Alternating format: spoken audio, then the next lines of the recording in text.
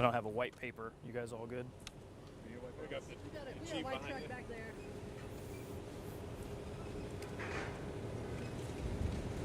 Keeping this back right. That's up there. It's on 60.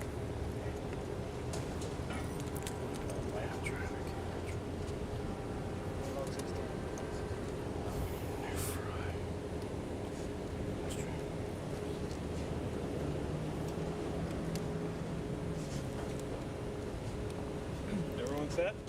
Better roll and we're good. Good? Okay. Great. My name is Ryan Cody. I'm a public information officer with the Chandler Police Department. My name is spelled R-Y-A-N-C-O-D-Y. Ryan, could you just give us a brief explanation of what exactly happened today?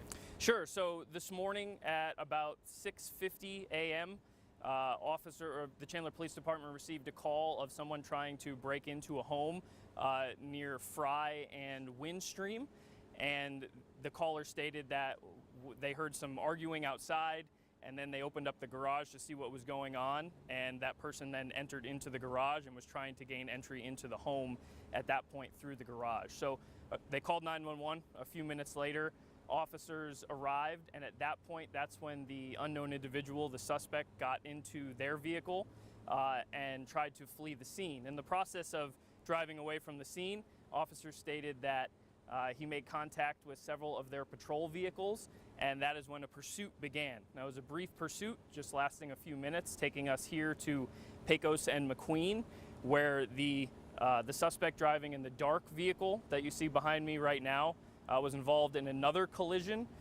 with this now white Jeep that's also behind me. And at that point, officers were able to box in that dark vehicle and begin giving commands to the suspect to get out of the vehicle. And the suspect did eventually, after a few minutes, get out of the vehicle and attempt to run. And that is when the officer-involved shooting occurred. All officers are unharmed, uninjured. And the suspect was pronounced deceased at the scene earlier this morning. Is he armed, Ryan? That part is still under investigation. I also want to say that the Mesa Police Department is handling the investigation as we move forward as part of the East Valley Critical Incident Review Team. And so further inquiries about the investigation as we move forward further than what I have given so far will have to go through the Mesa Police Department. We also heard that there was someone, an eyewitness, state that one officer was using a less than lethal force and the other one his service revolver, both at the same time. Is that accurate? The nature of the timing of all that is still under investigation. There were multiple officers on scene with the Chandler Police Department, both with less lethal ammunitions as well as lethal ammunitions. And the same eyewitness that had a front row seat also stated that once the suspect went down, they more or less emptied their revolvers into him once he was down on the ground. Is there any validity to that? That part is still under investigation.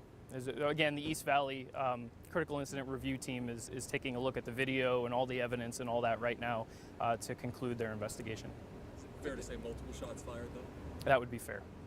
That car was stolen at the time, Ryan, from the original house, that black car? That I am not certain of that. Has the homeowner stated that he knew this person, as a different or even just in passing? The call initially came in as an unknown individual. The relationship between the homeowner and the suspect is certainly under investigation, though. And how much time do you know elapsed before this phone call was made and officers arrived? It was about 4 minutes, I believe. So I believe it was 6:51 is when the call came in, and 6:55 is when officers first arrived on scene. And the suspect stole the homeowner's vehicle and then ended up in this car, which is not the homeowner's vehicle? I'm not sure of that, no. How did this white Jeep end up on the opposite lane of travel from the regular lane of travel heading north? Yeah, that's something that's under investigation right now. The collision occurred just before the responding officer arrived. So as part of the collision, or as part of the pursuit, obviously the suspect was ahead.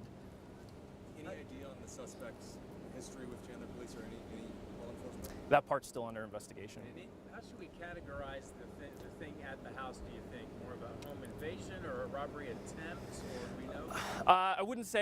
I would not say robbery attempt. Call came in as a possible home invasion, but the details of what led up to officers even being called is certainly part of the investigation that the Chandler Police Department is looking into right now. And can you say, does that happen in this neighborhood? Is that a rare occurrence around here? Do you know? It would be hard to say without having statistics in front of me. And you don't know if there's a history of police involvement at this address? That is something I'm not sure of, no. Were any officers injured, whether like the suspect was crashing into their cars or potentially when the officer involved shooting was occurring? Yeah, thankfully, all Chandler police officers are uninjured at this time, and everybody is safe back at the main station. Any guess when this will all clear up? I'm not sure. The investigation will be ongoing for several hours, so I would just encourage folks in the area to avoid this intersection at least for the next few hours and let this investigation take place so we can get all the necessary facts and provide those to you as soon as we can. Do you know how many officer-involved shootings Chandler Police has been a part of so far this year? I'm not entirely sure. Do you have a just general description on the suspect, general age or gender? So, no, I do not, because the suspect they were unable to provide a description. From my understanding, the suspect had their arms covered, their face mostly covered as well, so there was no description. Sorry, the argument out front, do we know who that was with? Someone who lived at the residence, and then the suspect. So the suspect was running away at this point when the officers ended up shooting. The exact manner of how the shooting took place is still under investigation, whether who was moving in what direction and where, that's all something that's being looked into right now.